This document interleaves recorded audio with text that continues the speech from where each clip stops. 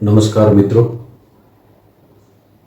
આપના તરફથી જે પ્રતિભાવો મળી રહ્યા છે અને શબ્દોના પરિચયની આપણે આજે ગોષ્ઠી શરૂ કરી છે, એ માટે ઘણા બધા મિત્રો ફોનથી, પત્રથી, ઈમેલથી, એસએમએસથી, વોટ્સએપ મેસેજથી આ પ્રયાસને બિરદાવી રહ્યા છે. એ સૌનો હૃદયપૂર્વક આભાર માનું છું. અને આ શ્રેણીને આપણે આગળ ધપાવતા આજે ધથી શરૂ થતા કેટલાક શબ્દોનો આપણે પરિચય કેળવીશું. મિત્રો, ધ ઉપરથી તો કેટલા બધા શબ્દો એવા છે કે જે આપણે એ જ સ્વરૂપે આપણી ભાષામાં, ગુજરાતી ભાષામાં અથવા હિન્દી ભાષામાં અમલમાં મૂક્યા છે. એ પછી ધર્મ હોય, ધ્વજા હોય કે ધૈર્ય હોય, આ બધા સંસ્કૃત શબ્દો જ છે અને એ આપણે આપણી ભાષામાં આવકાર્યા છે અને એ જે રીતે છે એ જ રીતે આપણે આજે પણ એનો ઉપયોગ આપણી ભાષામાં કરી રહ્યા છીએ. છતાં કેટલાક શબ્દો મેં તારવ્યા છે કે જેના માટે આપણે આજે વાત કરીએ.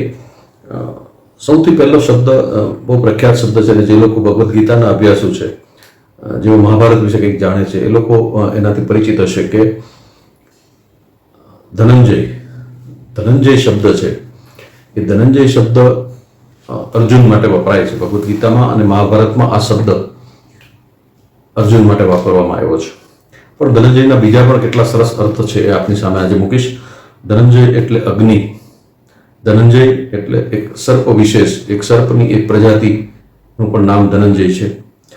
ચિત્રા નામની વનસ્પતિનું જે વૃક્ષ છે, ચિત્રા નામનું વૃક્ષ છે, એને પણ ધનંજય કહેવાય છે. અર્જુન માટે પણ ધનંજય શબ્દ વપરાય છે. ભગવાન વિષ્ણુ માટે પણ ધનંજય શબ્દ વપરાય છે. દેહમાં જે 5 કે 7 પ્રકારના વાયુ હોવાનું આપણા શાસ્ત્રો માને છે, એમાંના એક વાયુનું નામ પણ ધનંજય વાયુ છે. તો આ વિશેષ અર્થો ધનંજયના મને જોવા મળ્યા. અને ધનંજય શબ્દ જેના ઉપરથી બન્યો છે એ ધન શબ્દ છે. એ ધનના પણ કેટલા બધા શબ્દો છે. આપણે ધન એટલે પૈસા એવું જ માનતા આવ્યા છીએ, પણ ધનના પણ કેટલા બધા સરસ શબ્દો છે. ધન એટલે દ્રવ્ય છે, ધન એ તો છે જ. ધન એટલે ધન રાશિ પણ થાય છે. ગાય, ભેંસ વગેરે સ્વરૂપે જે ધન છે, જે સંપત્તિ છે, એને પણ ધન કહેવામાં આવે છે. લાડકાપણાથી હાક મારવાની એક સંજ્ઞા પણ ધન છે. કોઈને લાડથી કોઈને આપણે બોલાવવા હોય, સાદ પાડવો હોય તો જે સંજ્ઞા છે એને પણ ધન કહેવામાં આવે છે સંસ્કૃતમાં. ધનિષ્ઠા નક્ષત્ર માટે પણ ધન શબ્દ છે. અને જ્યોતિષની દ્રષ્ટિએ લગ્ન સ્થાન પછીની બીજું સ્થાન છે એને પણ ધન સ્થાન કહેવાય છે. અને ધનનો એક અર્થ શબ્દ એટલે કે નાદ એવો પણ થાય છે. તો આ ધન ઉપરથી ધનંજય શબ્દ પણ આવ્યો. અને એ જ ધન ઉપરથી ધનિક શબ્દ આપણે વાપરતા આવ્યા છીએ. ધનિકના પણ જુદા જુદા અર્થો છે. ધનિક એ પણ છે કે જેની પાસે ધન છે. ધનિક એ પણ છે જે ધન કરજ ઉપર આપે છે. જે શેઠ છે એને પણ ધનિક કહેવાય છે. પણ સાથે સાથે આપણે હિન્દીમાં ધનિયા અને ગુજરાતીમાં કોથમીર કે ધાણા શબ્દ જે વાપરીએ છીએ, એના માટે પણ ધનિક શબ્દ સંસ્કૃતમાં છે. ધાન્યા શબ્દ પણ કોથમીર અને દાણા માટે સંસ્કૃતમાં વપરાય છે. ધનિકનો એક બીજો અર્થ થાય છે પતિ, કંદ અથવા સ્વામી. એક વિદ્વાન જેમણે દશાવલોક નામનો ગ્રંથ રચ્યો હતો, એમનું નામ પણ ધનિક હતું. એ પણ આ સંસ્કૃત શબ્દકોશમાંથી જાણવા મળ્યું. એ સિવાય ધ ઉપરથી જે હમણાં વાત કરી એમ ધન્યાક શબ્દ છે. ધન્યાક અને ધન્યા એ બંને શબ્દનો અર્થ દાણા અથવા કોથમીર થાય છે. તો આપણો ધનિયા શબ્દ પણ એવી રીતે આવ્યો છે. અને ધન ઉપરથી ધનુ શબ્દ પણ આપણે જોયો છે. ધનુ શબ્દના પણ ઘણા બધા અર્થ છે. ધનુ એટલે એક શબ્દ તો આપણી પાસે છે જ કે ધનુષ્ય, જેના ઉપરથી આપણે મેઘધનુષ શબ્દ પણ વાપર્યો છે. એ શબ્દ તો છે જ, પણ ધનુર્ધર શબ્દ પણ છે. એટલે ધનુષને ધારણ કરનાર, એટલે ભગવાન શ્રી રામ માટે પણ ધનુર્ધર શબ્દ વપરાય છે. ધનુર્લતા એવો પણ એક શબ્દ છે સંસ્કૃતમાં. એક ઋષિનું નામ પણ ધનુષાક્ષ નામના એક ઋષિનો પણ ઉલ્લેખ છે. તો ધ ઉપરથી પણ આવા સરસ શબ્દો. ધન્વીન શબ્દ છે, પણ ધન્વીન શબ્દ ધન ઉપરથી આવ્યો એવું લાગતું નથી, કારણ કે એનો અર્થ થાય છે ભૂંડ અથવા ડુક્કર. એના માટે ધન્વીન શબ્દ સંસ્કૃતમાં છે. તો આ પણ એક અજબનો શબ્દ છે. એના મૂળ તો કોઈ ભાષાશાસ્ત્રી આપણને જણાવી શકે. એવી રીતે જેમ શરૂઆતમાં વાત કરીએ એમ ધર્મ શબ્દ છે એ ધ પરથી આવેલો સરસ શબ્દ છે અને આપણે સૌ એનો અર્થ જાણીએ છીએ, પણ એના જે અર્થ આપણે જાણીએ છીએ આપણા માટે ધર્મ એટલે એક એવી પ્રવૃત્તિ કે જે ઈશ્વરની આસ્થા માટે કરવામાં આવે છે એવું માનતા હોઈએ છીએ, પણ અહીં ધર્મના પણ ઘણા બધા અર્થ છે. ધર્મ એટલે પ્રેરણા આપનાર, ધર્મ એટલે ઉપદેશક કે બોધક સંદેશ, ધર્મ એટલે સદાચરણ, ધર્મ એટલે પુણ્ય. એક ઉપનિષદ પણ ધર્મ નામનું છે. સત્સંગને પણ ધર્મ કહેવામાં આવે છે. ઉપમા આપવી એને પણ ધર્મ કહેવામાં આવે છે. ફરજ માટે પણ ધર્મ શબ્દ વપરાય છે કે પુત્ર ધર્મ, પુત્રી ધર્મ, પતિ ધર્મ, પત્ની ધર્મ, આપણે શબ્દો આવા વાપરતા હોઈએ છીએ. યજ્ઞ માટે પણ ધર્મ શબ્દ વાપરવામાં આવે છે. સ્વભાવ માટે પણ ધર્મ શબ્દ વાપરવામાં આવે છે અને બહુ નવાઈ લાગે એવો એક અર્થ છે ધર્મનો અહિંસા. હવે એ સિવાય ધર્મના બીજા સરસ અર્થ છે. યમ માટે પણ ધર્મ શબ્દ વાપરવામાં આવે છે. સોમરસનું પાન કરનાર માટે પણ ધર્મ શબ્દ વાપરવામાં આવે છે. ધનુષ માટે પણ ધર્મ શબ્દ વાપરવામાં આવે છે અને શિવના એક નંદીનું નામ પણ ધર્મ છે અને યયાતિ રાજાના દીકરાનું નામ પણ આપણા પુરાણોમાં જે વાર્તા છે એ યયાતિના પુત્રનું નામ પણ ધર્મ છે. તો ધર્મના આટલા બધા સરસ અને વિવિધ અર્થો આપણને શબ્દકોશમાંથી જાણવા મળે છે. એ સિવાય ધનો એક બીજો સરસ શબ્દ મને મળ્યો છે. આપણે ગુજરાતીમાં પણ એ વાપરીએ છીએ, પણ એ ગુજરાતીમાં વાપરીએ છીએ જુદા અર્થમાં વાપરીએ છીએ. ધાક, ધાક શબ્દનો શબ્દકોશમાં અર્થ જે સંસ્કૃત શબ્દ ધાકનો અર્થ બતાવ્યો છે એ છે બ્રહ્મદેવ અથવા બળદ અથવા આહાર અથવા અન્ન અથવા સ્તંભ અથવા થાંભલો, એના માટે ધાક શબ્દ છે. તો આ ધાક ઉપરથી આગળ બીજા અન્ય કોઈ શબ્દો શબ્દકોશમાં દેખાતા નથી. તો ધાક માટેના આ પણ બધા અર્થો આપણા માટે નવા છે. એ સિવાય આપણે ધારા શબ્દ વાપરતા હોય છે. ધારા બે અર્થમાં છે.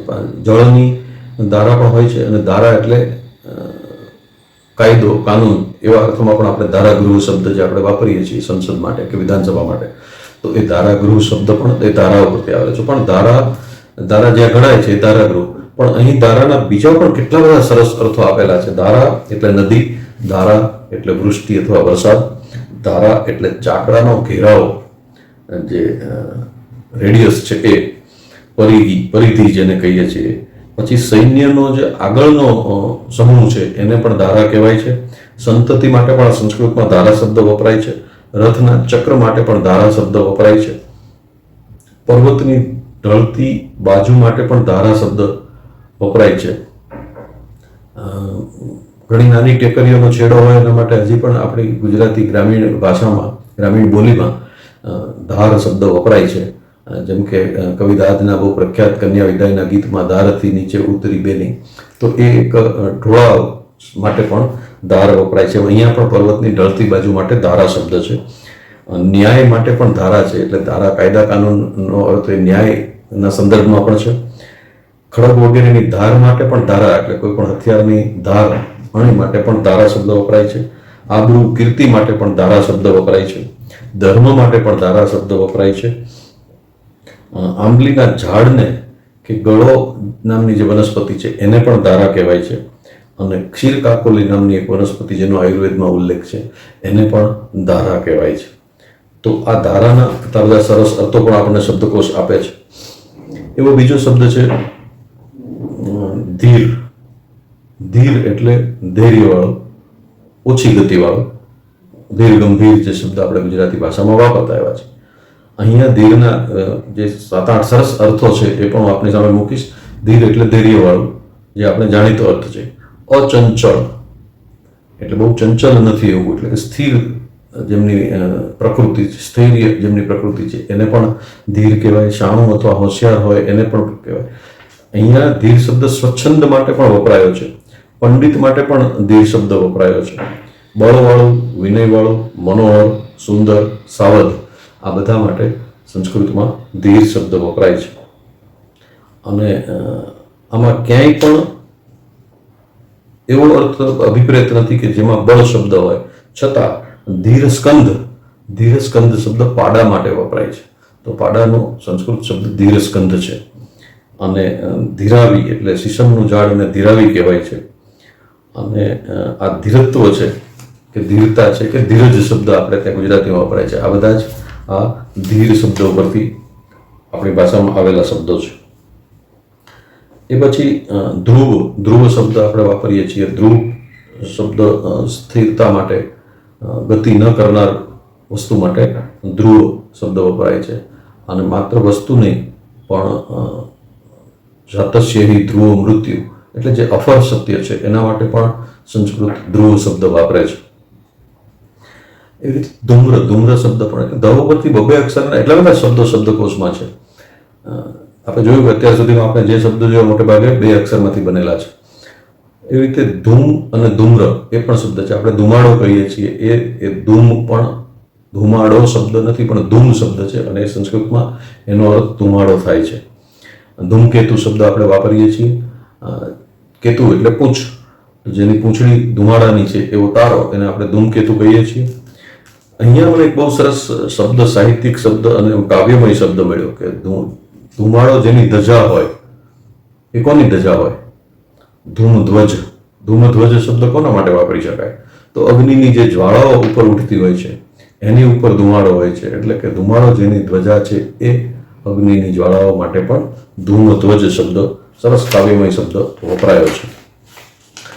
આપણે જે ધુમ્મસ શબ્દ વાપરીએ છીએ એટલે સવારમાં, શિયાળાની વહેલી સવારમાં જે ધુમાડા જેવું વાતાવરણ હોય છે, હકીકતમાં એ ધુમાડો નથી પણ ઝાકળ છે. તો એ ધુમ્મસ માટે ધુમિકા શબ્દ પણ, એટલે ધુમાડા જેવું એવો શબ્દ ધુમિકા શબ્દ પણ ઝાકળ માટે સંસ્કૃત શબ્દકોશ આપે છે. એવી રીતે ધ્રુષ શબ્દ છે. ધ્રુષ શબ્દ આપણે ત્યાં બહુ પ્રચલિત નથી પણ પોતાની વાત કર્યા કરવી, પોતાની બડાઈ કરવી, આત્મ પ્રશંસા કર્યા કરવી, ગર્વ કર્યા કરવો, આ બધા માટે એક ધ્રુષ શબ્દ પણ શબ્દકોશ આપે છે. એ સિવાય એક બીજો જે ધ્રુવ શબ્દની વાત કરી, ધ્રુવ શબ્દ અચલ છે, ખરેખર છે, નિશ્ચિત છે, અવિનાશી છે, સતત છે, શાશ્વત છે, સ્થિર છે, અખંડ છે, આ બધા અર્થ માટે ધ્રુવ શબ્દ વપરાય છે. એ સિવાય ધ્રુવ શબ્દ વિષ્ણુ, શિવ, શંકુ, બ્રહ્મા, ધ્રુવ નક્ષત્ર આ બધા માટે પણ વપરાય છે. ધનપાદ નામના એક રાજાના પુત્રની વાત છે, એનું નામ પણ ધ્રુવ છે. રાશિથી ગ્રહ સુધીનું જે અંતર છે એને પણ ધ્રુવ કહેવામાં આવે છે. શક સંવતના આરંભને પણ ધ્રુવ કહેવામાં આવે છે. વડલા માટે પણ ધ્રુવ શબ્દ વપરાય છે. અને જે 8 વસુઓનું આપણા શાસ્ત્રોમાં વર્ણન છે, 8 વસુમાંનો એક વસુ પણ ધ્રુવ છે. વડલા માટે ધ્રુવ શબ્દ વપરાય છે પણ કોઈ ઝાડનું ઠૂઠું હોય એના માટે પણ ધ્રુવ શબ્દ વપરાય છે. એવો તાલ પણ હોય છે. અને જે 2-4 નક્ષત્રો છે એના માટે પણ ધ્રુવ નક્ષત્રો શબ્દ વાપરવામાં આવે છે. ઉત્તરા ભાદ્રપદ નક્ષત્ર, ઉત્તરાષાઢા નક્ષત્ર, ઉત્તરા ફાલ્ગુની નક્ષત્ર, આ બધા માટે પણ ધ્રુવ શબ્દ વપરાય છે.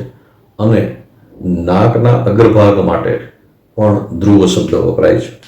તો આ એક ધ્રુવના સરસ ઘણા બધા અર્થો આપણને શબ્દકોશ પરથી જાણવા મળે છે.